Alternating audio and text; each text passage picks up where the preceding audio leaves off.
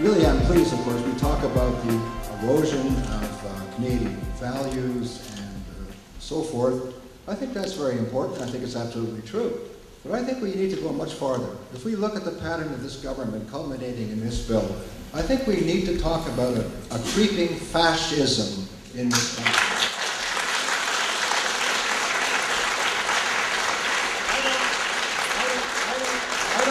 I don't use that term lightly.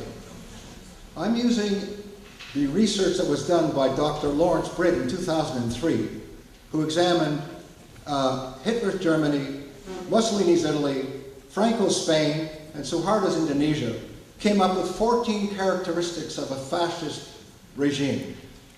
And I'm just going to read 7 of them for which this government qualifies eminently, and many more, but not so clearly.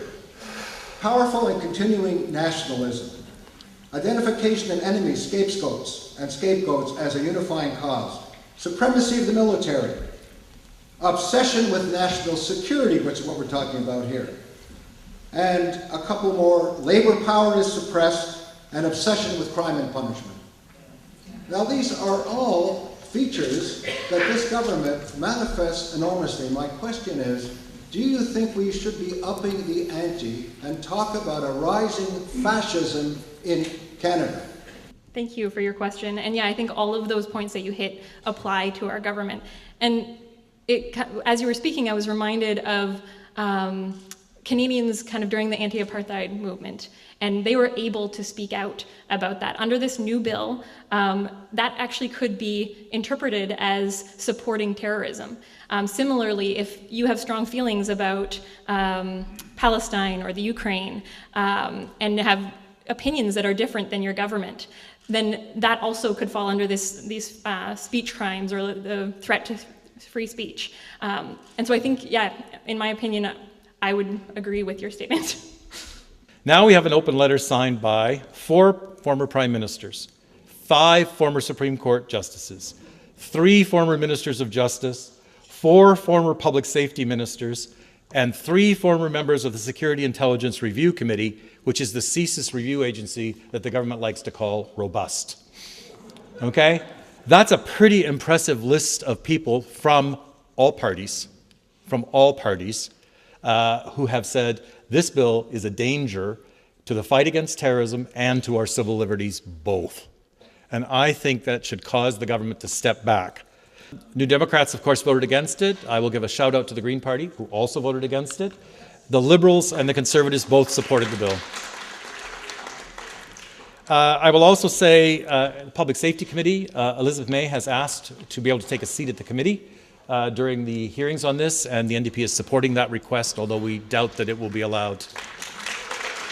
And so it's a quirk in the House of Commons rules that that's one thing that you can't have closure of the debate on.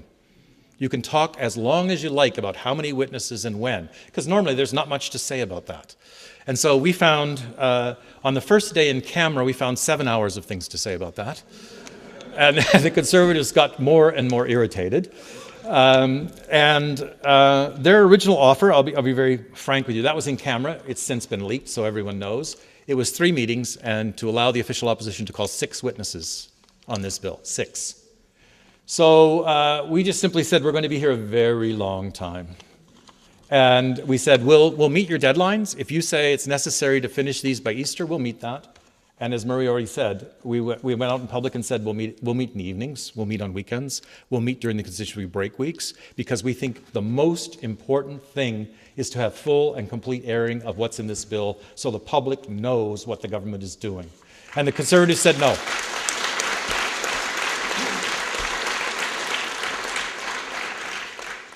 So once the debate broke out in public, and I'm not allowed to talk about how that happened, but the committee meetings started taking place in public, the Conservatives then found themselves in a bit of a pickle. If they didn't offer more, they were going to look really bad. So we were calling for 25 meetings. Now, why did we pick a number like that? Because that would allow for between 80 and 100 witnesses total, and our share of that would have been around 40 witnesses. And we already had 60 requests from groups and individuals with expertise on this bill who wanted to appear.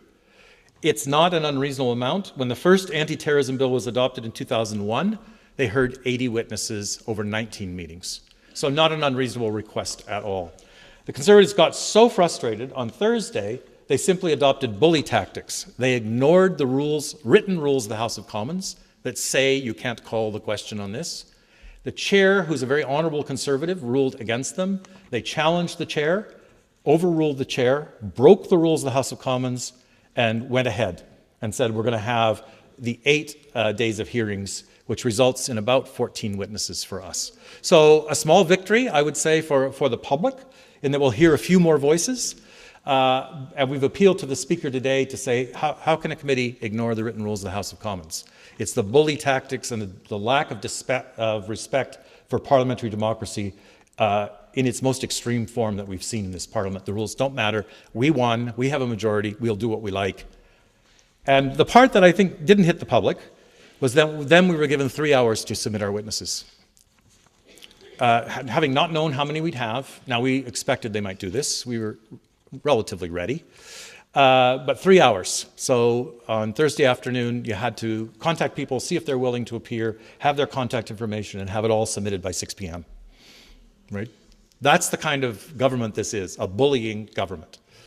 Now, I'm already going on too long. Let me talk about just some what's in the bill. Murray said I'll do it quickly. That's absolutely impossible. But there are some themes. The first theme that I talked about before is this bill is vague and has poorly defined concept throughout the bill.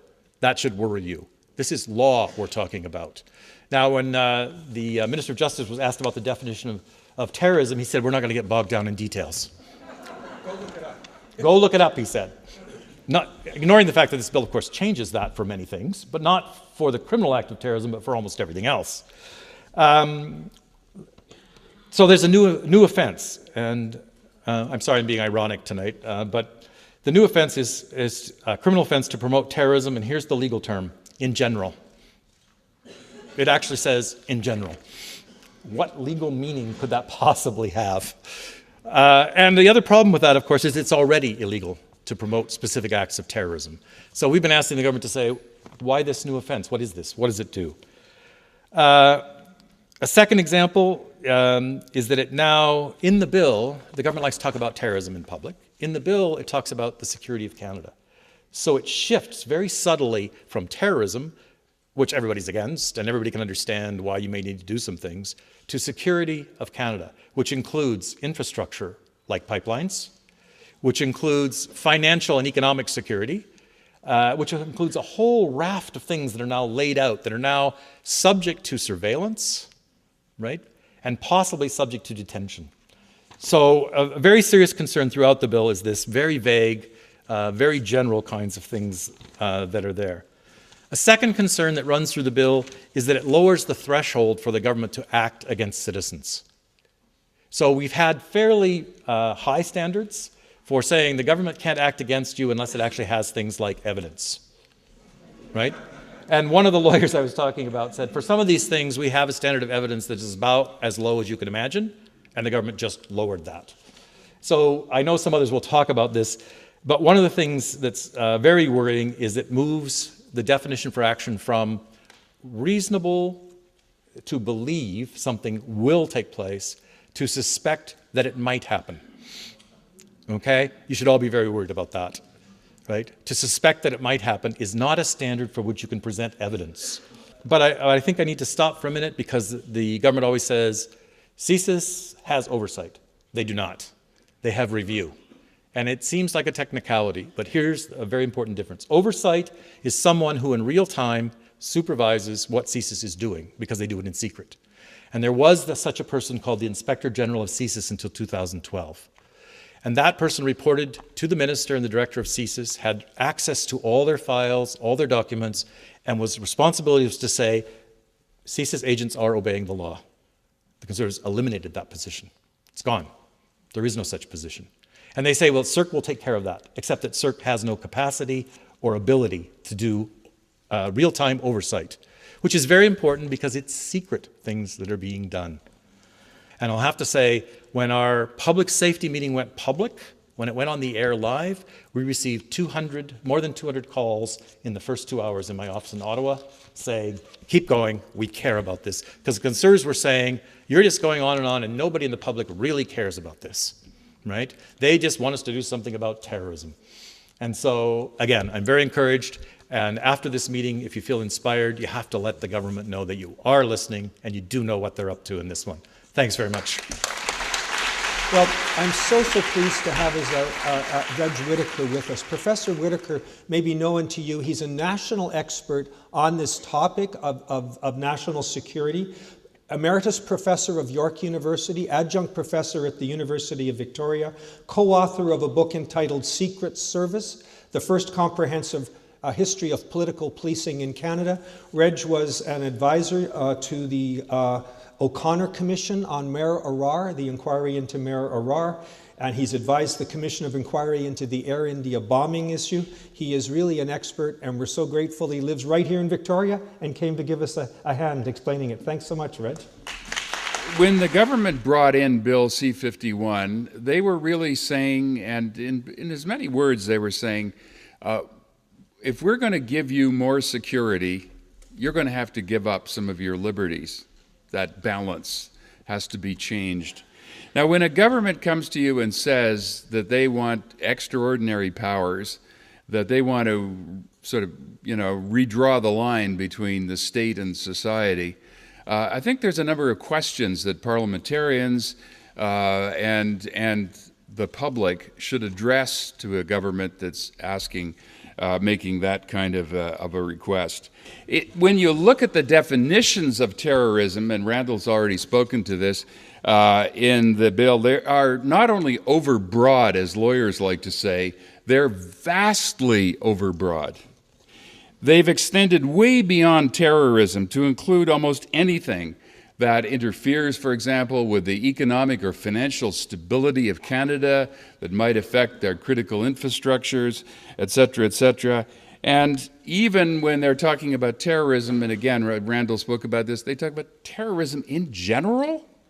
This is, it's just to cover everything. It's kind of drift net fishing. So, okay, let's have better information sharing to combat terrorism. But what they've done is that they've opened it up in a way that destroys the basic privacy protections.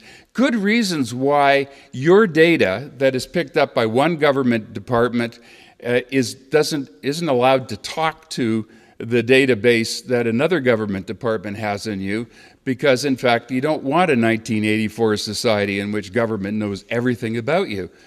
They've knocked down those barriers. And supposedly just for terrorism, but who knows what that could be used for. Stopping promotion of jihad on the internet, okay, that's got to be, everybody agree with that. You don't want to have that sort of thing going on. It's so broadly drawn, however, that it imperils the right of freedom of expression much more generally. CSIS is not a law enforcement agency, and this is very, very dangerous. But when you read what's actually in this, it is quite unbelievable. It is truly unbelievable. What they're saying is that they will go in secret to a judge, present the case in secret to a judge, no contrary opinions being offered. And if the judge agrees to provide them with this disruption warrant, they can do basically anything they want. Well, not anything.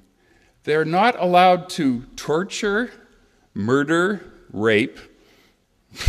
Well, I tell you, read the bill. That's what it says. But short of that, they can break the law, they can violate charter rights, and they already have a get-out-of-jail-free card from a judge to do this with impunity and in secret. And we won't even know, and the people who are the targets of this won't even know, because, there's absolutely nothing, no way of finding out what that is. Are there adequate safeguards in place to protect against abuse of these new powers, or potential abuse? Well, even the use of these new powers is pretty abusive in itself. Anyway, the answer to that is no. That what we see is the rapid acceleration of government security powers, not matched by any kind of oversight review, and indeed by a marked deterioration of the capacity, even for the limited review that we've already had in place over the last 15 years. Will these new measures actually increase security? Will they be effective against terrorism? And I think the answer to that is very clearly no. The wildly overbroad definition of terrorism, by extending potentially to environmentalists, First Nations, peaceful protesters, and so on, which is a very serious risk here in this legislation. You know, the most common question that I hear is this bill going to chill free speech and threaten legitimate activism in Canada? In particular, we're concerned the Conservatives will apply these new powers to First Nations, environmental activists who stand in the way of projects like Enbridge Northern Gateway and Kinder Morgan. I know that concern is what's brought a lot of you here tonight as well. As I said in Parliament, Grand Chief Stuart Phillip was arrested on Burnaby Mountain over the Kinder Morgan issue, and what new threats to privacy and liberty would he have faced if this bill had been law then? Well, to talk about some of these questions, we have an amazing activist who's worked everywhere from the United Nations Refugee Program in Uganda to community organizations right here in Victoria. She's now an instructor in social justice at the University of Victoria and a researcher into nonviolence, social movements, and collective actions. Ladies and gentlemen, Laurel Collins. As Randall pointed out, it stops, and Reg as well, it stops at the kind of rape, torture, murder, things that it could actually include and things that other national security agencies do in terms of disruption techniques are breaking and entering, smear campaigns. It's also hacking into computers and deleting or swiping, like kind of deleting everything on them, draining bank accounts. So these are just some of the disruption techniques that are possible under this new bill. And then moving on to free speech. And so this bill actually introduces kind of a new speech crime, which is the advocating, kind of encouraging terrorism. And we do actually have speech crimes in Canada. The hate speech is a crime, but it's limited to public discourse. So this new kind of speech crime would be public and private, which becomes even more scary when you think about CSIS's new powers. And it's not only people who are intending to incite terrorism, it's also people who are, and this is the word from the bill, reckless in the outcome of their communications. Immediately after those kind of 9 things that constitute what undermines Canada's security, there's a little caveat that says that this doesn't include lawful protest, advocacy, dissent and self-expression, or artistic expression. And so the key word in there is lawful, because what unlawful dissent includes are sit-ins, marches without permits. If you think of the civil rights movements and how many of these really important moments were unlawful acts of civil disobedience, and all of these unlawful acts of civil disobedience can now be kind of put under CSIS's new powers. Also wildcat strikes, so strikes that aren't according to traditional labor laws. So yeah, and then I want to add to that just the recently leaked RCMP documents and the kind of language that they're describing environmental activists and Indigenous activists. They're calling them violent Aboriginal extremists and anti-petroleum extremists or anti-Canadian petroleum extremists, which it kind of boggles the mind. They're lumping in nonviolent civil disobedience and people who are engaged in this kind of peaceful protesting with what undermines the security of Canada. And it's kind of terrifying. And then I also wanted to bring out a couple things from those leaked RCMP documents. If you have a chance, I think it's just 12 pages, take a look at it. It's titled something along the lines of Threats to Critical Infrastructure in Canada. And for the first thing is they kind of call into question the legitimacy of climate change, which is scary that the RCMP documents are doing this. And they also focus on northern BC and New Brunswick. And so specifically Indigenous communities who are fighting against pipelines, who are fighting against fracking. And they label those as hotspots for this threat to Canadian security. These bills are threatening that. They're actually undermining, first of all, who wants to be involved in collective action, because all of a sudden you are potentially going to be spied upon, potentially going to be detained without charge. It makes it much more risky for people to join in these actions. Then, if you actually do decide to, and you're building community with people, and you're afraid that maybe your friend is a CSIS agent, or that CSIS is planting agent provocateurs in your movement, it undermines that community that we're building. And then for the people who are on the front lines, and these are mainly Indigenous communities and environmental activists who are there risking that, putting themselves in danger, they are then going to be criminalized with this bill. The question is, will the courts be backed into having no other alternative than to be charging people with criminal offenses? There's a very good chance, and I think that she's right. Palmadeer is right about the fact that there's going to be an intersection of the Aboriginal rights under Section 35 with the rights that are being abrogated in this bill. The problem, of course, is the judges are going to have to look at this with absolutely no evidence. You've heard Randall talk about the failure of evidence. A lot of the discussion is going to take place if we're targeting Aboriginal leaders in closed, without any lawyers for First Nations or others there. There's no special advocate. There's no lawyer, of course, by definition, there to look after the interests of anybody but the government, the CSIS. So it's hugely problematic. And I think another point is judges are going to be very resentful about the role we're asking them to play under this. Well, I'm going to disagree with you. I think they are going to send somebody from CSIS. That's the point of the disruptive powers. So the disruptive powers are not about the actual criminal act of terrorism. They're about disrupting anything the government and CSIS perceives as a threat to the security of Canada. And so I know, being from Esquimalt, I've seen Raging Grannies doing lots of things in Esquimalt that the government might perceive to be a threat to the security of Canada. So under this bill, I'm not saying they'll have the resources, because I don't think they do, but they have the ability, and I'm going to differ with Reg. For most of the disruption, they do not have to go to a judge. Only if the disruption involves illegal activities do they have to get a warrant. So this authorizes them to do all kinds of things which aren't strictly illegal, but would be very disruptive to activists and their groups. They don't even have to go to a judge for that. And Murray makes the point, if they do go to a judge, there's nobody to represent the other side. It's a fundamental problem to asking for a warrant to disrupt your threats to Canada when you can't say, but I'm defending my rights if you're an Aboriginal person. You can't say, I have my right to free speech. You're not there when that warrant is authorized.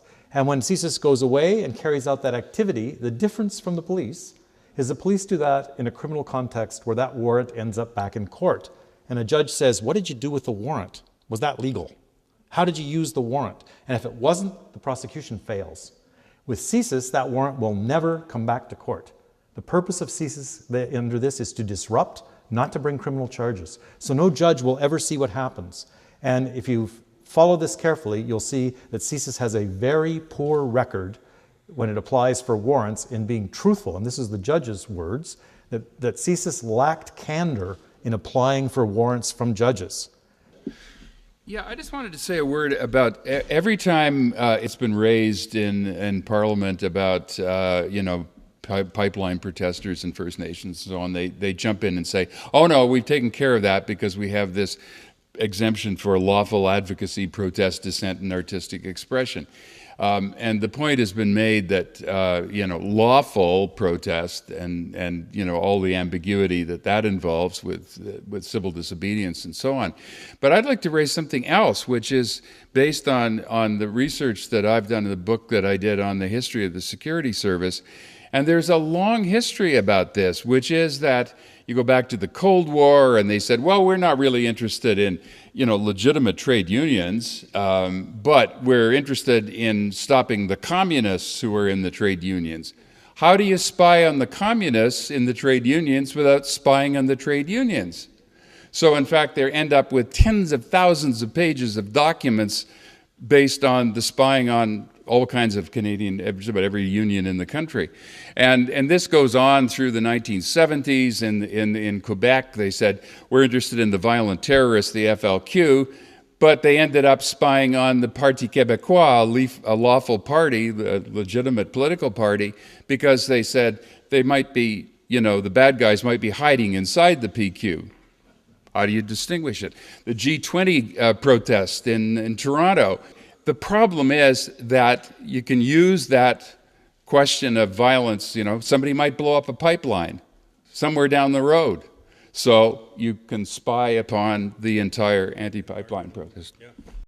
On Sunday, Tom Mulcair stated on Global that he was open to amending rather than repealing C-51. Go ahead.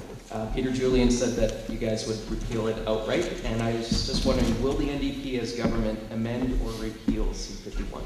So Global has retracted this story as being in error, but they don't highlight that. Okay, I saw the interview, and it's the last question at the end, and he wouldn't state outright that he would repeal and that he was open to amendments. Okay, I have seen the same interview, but I can tell you, and I talked directly with Tom about it afterwards because I started getting calls immediately, and Tom said, no, it was the context that we are committed to repealing this bill. And again, Laurel made reference to the RCMP very shocking memo that creates this whole new category of anti-petroleum activists and just lumps everybody together. Me, you, probably everybody in this room gets lumped into the same category as, and then the next sentence says, and violent extremists. And it's very clear that neither the current commissioner nor the current director of CSIS acts independently of this government. They've been trying to rush this bill through so quickly and so much in the dark because they don't want people to actually see it. And that includes their own people as well. And, maybe if we can sort of hold this up long enough and bring up these points that, in fact, maybe some of their own support might weaken a little bit. Is this like the McCarthy era in the 1950s where everybody was a communist and people were worried about Reds under the bed and all of that chill, the kind of chill that Laurel talked about? And I said, at one level it's worse. And the reason it's worse is because rather than the word communist, you now substitute the word terrorist. And if you're on this list, what's worse is that 16 government departments now will get all the information in a technology that did not exist in the 1950s. It's called the internet. And all of a sudden, the information about you is available across the Canadian government with no worries about privacy, and then to other agencies, CIA, etc., across the world. So it's the technology that makes it even more frightening if you think about part one, the information sharing provisions of C-51.